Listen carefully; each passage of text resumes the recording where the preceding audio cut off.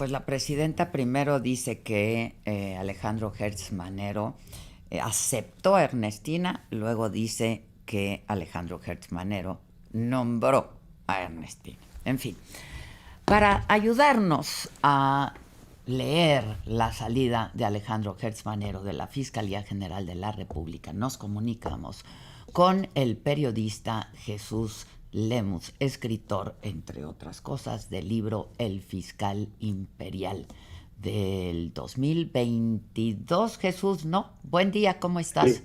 Buenos días, Adela, qué gusto saludarte. Igualmente, Jesús. Sí, 2022, ¿verdad?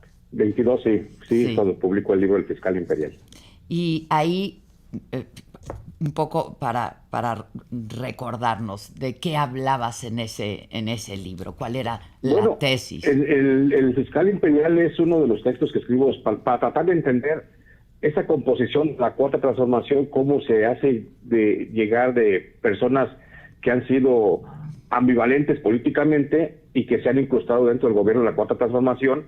Y yo siempre vi al fiscal Alejandro Gertz Manero como el eslabón más oscuro de la Cuarta Transformación, porque con un pasado de derecha y luego ligado al movimiento de Cuauhtémoc Cárdenas, financiando a Vicente Fox, a Andrés Manuel, y llega a una posición para la persecución del delito, yo siempre lo vi que era el destino. Si Gertz Manero lograba cuajar en ese cargo de la Fiscalía, la Cuarta Transformación iba a cuajar.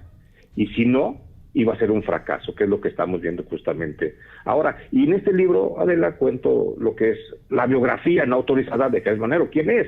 Para tratar de entender al funcionario público hay que hurgarle en su pasado, y lo expongo pues desde sus orígenes, desde su abuelo, su padre alemán, su abuelo alemán que llega, hace una gran fortuna a través de la usura en México, luego está al servicio como espía de los nazis, de Adolfo Hitler, perseguido por el gobierno de Ávila Camacho, se alía con el poder, y, o sea, una relación entre de odio y amor con el gobierno, pero siempre muy cercana y sacando provecho económico los Gertz. Y eso es lo que cuento, y voy contando cómo a grandes rasgos Alejandro Gertz Manero se convierte en un ser desde la infancia rencoroso, perverso, vengativo, un ser que solamente respeta a aquel que tiene más o igual que él, de lo que sea. Entonces, trato de explicar cómo la vida política del país ha estado en gran medida en las manos de este personaje, porque Alejandro Gertz es un personaje que desde 1968 está en la escena política. Él fue un ministerio público que le tocó investigar el caso de Tlatelolco a Marcelino García Barragán. Lo suponía que lo iba a investigar y termina pactando con él. Él es el que termina exonerándolo de responsabilidad a Marcelino García Barragán, que sabemos es el abuelo de Omar García Harfuch, y él es el padre, que es lo más importante, Adela. En este libro lo explico cómo él es el padre de la famosa guerra contra el narcotráfico, cuando fue el coordinador de la Operación Cóndor allá en Sinaloa, cuando pactó con los narcotraficantes del cártel de Guadalajara, con Rafael Caro Quintero, con Miguel Ángel Félix Gallardo. Él es el que hace que nazca el cártel de Guadalajara y comienzan las negociaciones. Es un personaje totalmente oscuro, ligado al narcotráfico, porque luego él, cuando llega al gobierno de Vicente Fox, estoy haciendo una relación sucinta, cuando él llega a la Secretaría de Seguridad Pública con Vicente Fox, pues él junto con Genaro García Luna y junto con Alfonso Durazo Montaño, que era jefe de la oficina de Fox, pues son los artífices de la fuga del Chapo Guzmán de la cárcel de Puente Grande. O sea, en este libro, el Fiscal Imperial, es donde hago una reseña perversa de lo que es su vida. Entonces, es como para tratar de entender esta realidad que hoy estamos viviendo. Creo que si nos vemos este libro, vamos a poder digerir más claramente qué es lo que está pasando en este momento, donde Alejandro Gertz Manero, muchos lo ven como un héroe que porque estaba persiguiendo a los hijos y que por eso llega la orden desde Palenque para quitarlo. La verdad es que no es más que este señor Gertz Manero no es más que un corrupto útil que dejó de ser útil a la Cuarta Transformación, y por eso lo están mandando a una embajada y lo están sacando del escenario político, pero por instrucción de López Obrador. ¿Cómo hay que leer esta salida? ¿Y qué implicaciones puede tener? Yo creo que esta salida es muy simple. Yo no le veo tanta complicación ni tan sesudo análisis. Es simplemente Alejandro Gertz Manero siguiendo la instrucción o el acercamiento con Omar García Harfuch. Pensó que Andrés Manuel ya no tenía el poder que tenía. Y entonces trató de demeritarlo y siguiendo la instrucción de Omar García Harfuch, que sabemos Omar García Harfuch muy cercano con Marco Rubio de Estados Unidos, el secretario de Estado, pues se atrevió a hacer la investigación del huachicol, mencionar los nombres de Adán Augusto y todo el grupo Tabasco, sale el nombre de Andy López Beltrán, Almi Carolán, etcétera, y entonces creo que Gertz Manero no midió su trabajo, pensó que estaba bien cobijado con Omar García Harfuch, atendiendo las instrucciones de Estados Unidos para esclarecer el tema del huachicol, y se atreve a hacer la carpeta de investigación, y es en el momento en que Andrés Manuel López Obrador lo ve como un peligro y decide entonces quitarlo del cargo. Y eso demuestra que el que sigue mandando en México sigue siendo Andrés Manuel. Fíjate que no tiene ninguna posibilidad. Fíjate que yo he leído por ahí ya algunas reacciones, algunas interpretaciones de que esta es una forma de que Claudia Sheinbaum empieza a desmarcarse de López Obrador, pero es todo lo contrario, ¿no? Yo lo siento al revés, yo siento que sigue siendo la presencia de López Obrador, porque el gran interlocutor, porque esa es otra arista que hay que ver, el gran interlocutor de este movimiento, de esta salida de Gertz, pues fue finalmente Adán Augusto, el principal vengador de este caso podría ser, porque es el que hasta antes de hoy, Adán Augusto López Hernández ya era un cadáver político por todo el señalamiento de la Barredora, de Hernán Bermúdez, del huachicol, de Olga Sosa, de Gómez Leal, de Tamaulipas, etcétera. Ya era un cadáver político, pero ahora con esto se impone y se demuestra que es el único que es interlocutor de López Obrador y el que ejecuta las órdenes de López Obrador y ordena la salida justamente de Alejandro Gertz Manero. Entonces, creo que no se viene a fortalecer Claudia manda a una fiscal, va a ser el Ernestina Godoy, porque Ernestina Godoy atiende intereses tanto de Claudia como de Andrés Manuel, y es un punto medio. O sea, no es que Claudia tome el control de la fiscalía, no. A Andrés Manuel decidió que fuera Ernestina Godoy porque le tiene también suma confianza, pero sobre todo para que ya vaya anulando la investigación contra el Grupo Tabasco, que va desde Miss Universo hasta Adán Augusto López Hernández y algunos senadores y gobernadores de Morena que se beneficiaron con la red de huachicol. Entonces, y también para seguir sacando los nombres de los hijos de Andrés Manuel de las carpetas de la investigación. Ahora, lo que es un hecho es que la fiscalía quedará completamente subordinada, ¿no? Totalmente. Ha estado subordinada. El tema de que es autónoma, que es independiente, pues nomás está en el papel. Hemos visto a un fiscal, Alejandro Gertz Manero, tú lo recordarás, cuando pensamos que iba a salir porque lo vimos litigando a favor de Emilio Lozoya, porque lo vimos inventando delitos contra la familia de Alejandra Cuevas, porque lo vimos extorsionando a la familia de Alejandra Cuevas, porque lo vimos ejecutando la liberación de Ovidio, o porque lo vimos presionando a la Suprema Corte de Justicia para que otorgara o no un amparo. Pensábamos que iba a salir, pero ¿quién lo protegió? Lo protegió justamente Andrés Manuel. Y entonces desde ahí se veía pues que no era simplemente tan autónomo, que él estaba protegido por el poder y que en el momento en que Andrés Manuel le jalara la cobija, pues iba descobijado.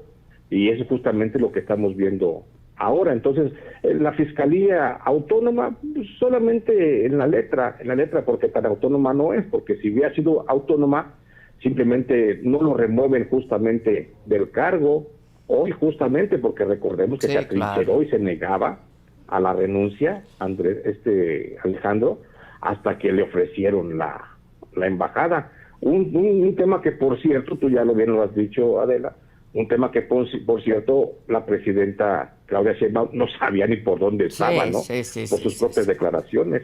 No sabía ni que le mandaron una carta del Senado. Entonces, ¿cómo le mandan una carta del Senado y ella ya la estaba designando 40 minutos después embajador? O sea, la señora presidenta se evidenció su falta de autoridad. Sí, absolutamente, ¿no? Pero también aquí estaríamos hablando de una ilegalidad, ¿no? Sí, sin duda alguna estamos hablando de una ilegalidad porque la ley es muy clara en el tema de que tiene que renunciar. ¿Por qué puede renunciar? Por causa. Separarse del cargo pues, por una causa mayor, por un asunto grave. Y no es asunto grave el que tenga que ser embajador de Estados de México en alguna parte del mundo. Entonces, estamos hablando de mucha ilegalidad. Desde el momento en que se reúne Claudia Sheinbaum con Adán Augusto López Hernández para ver la forma en que van a hacer la salida del fiscal, desde ese momento estamos hablando de ilegalidades. O sea, no estamos, sabemos, la mayoría de Morena lo puede hacer todo en la Cámara de Senadores, y Adán Augusto hizo valer su autoridad, simplemente. Tú tienes información, no sé qué te han dicho tus fuentes, etcétera, sobre de cómo se estuvo resistiendo Hertz Manero. Sé de buena fuente que Hertz Manero le notificaron él cuando comienza con la investigación de los nombres de los hijos que salen mencionados, sobre todo Andy López Beltrán. Desde ahí comienza, y sé que desde ahí ya hubo una reticencia por parte de la presidenta con una recomendación de que se fuera con pies de plomo. Sin embargo, fue alentado por Omar García Harfuch para investigar, porque esa era la instrucción desde Estados Unidos, investigar a fondo. Tuvo advertencias hasta el día último desde octubre, justamente en el día de su cumpleaños, que recibió una llamada telefónica del presidente López Obrador. Le pidió López Obrador una plática posterior, cosa que le negó Alejandro Hertz Manero. Le negó una plática, una reunión con el presidente. Por lo mismo, eso te decía que él midió como que ya no tenía poder el señor de Palenque. Termina el tema, nunca se reúnen, y es cuando se da la decisión de la salida de él. Pero a él le pidieron que presentara su renuncia, y todavía ayer estuvo desde la mañana, 10 de la mañana, que tenía que presentar su renuncia, estuvo esperando hasta que la presidenta le habló por teléfono y le ofreció, porque no había un ofrecimiento antes de las 10 de la mañana, no había el ofrecimiento de la embajada, y le ofreció la embajada para que pudiera presentar su renuncia, y ahí es cuando él, hasta por escrito, lo pone, para que quede claro y en evidencia pública de que hay una embajada de por medio, aquello de no dejar el acuerdo en términos de tras bambalinas. Por eso lo pone hasta por escrito. Que no han dicho ni cuál, ¿no? Solo de un país amigo. Pues, un país amigo, pues, a ver, yo creo que a lo mejor es Cuba. Exacto. Ojalá, ¿no? Oye, Jesús, tú cuando publicas este libro, que usabas frases, decías, es el personaje más oscuro, ¿no?, de la 4T, el eslabón más oscuro de la 4T, y en algún momento dijiste que temías por tu vida, Jesús, ¿por qué? Porque cuando yo publico ese libro, y apenas estaba justamente en la promoción, en agosto del 2022, lo recuerdo perfecto, hubo un intento de secuestro para mí, para mi familia, para mí, para mi esposa, para mi hija. Hubo gente armada que llegaron a una distancia de unos 200 metros de la vivienda donde yo estaba, y hubo gente que intentó llevarnos. Afortunadamente, pues escapamos, nos metimos a otra casa, y fue una cosa así como de córrele porque ahí vienen. Nos escondimos y ya no nos llevaron, pero hubo un intento de secuestro. No sé si iban por mí, no sé si iban a llevarnos a todos, pero no eran agentes policiales, eran miembros del crimen organizado. Lo sé por una investigación que hay establecida en Michoacán. Entonces estableció que son miembros del crimen organizado quienes intentaron llevarnos. Y esto lo sé también de buena fuente en investigación, que fue una instrucción de un grupo que trabaja para la Fiscalía General de la República. Y yo le atribuí, por supuesto, a Alejandro Hertz Manero ese intento. No sé si fue intimidación nada más, no sé, y yo siempre lo señalé, y lo ha hecho siempre responsable de lo que me pase a mí. El responsable era Alejandro Hertz Manero desde la Fiscalía, porque tenía todo el poder. Eso fue lo que pasó, y eso fue lo que hizo que el mecanismo de protección de periodistas hasta el día de hoy me tenga con seguridad. Llegaste a decir, es el hombre más poderoso y rencoroso de la 4T. Sin duda alguna, lo sostengo. Yo creo que sigue siendo un hombre muy poderoso, sin fiscalía, con fiscalía, es un hombre Es muy que poderoso. tiene mucha porque información. su poder lo finca en el dinero. Sí. Y rencoroso, bueno, pues hay decenas de ejemplos que escribo ahí en este libro, de cómo ha esperado incluso décadas para cobrar venganzas. Ya. Pues Jesús, te agradezco mucho. Buen momento para leer de nuevo este libro. Te agradezco mucho, Jesús Lemus. Gracias, Adela, un abrazo. Un abrazo, muchísimas gracias. Oigan, bueno, pues todo esto ocurrió en el Senado de la República el día de ayer. Se estuvo fraguando desde el miércoles por la tarde. Y me parece que leyendo ayer algunas de las reacciones, la única persona además que se manifestó clara y contundentemente reaccionando a la destitución por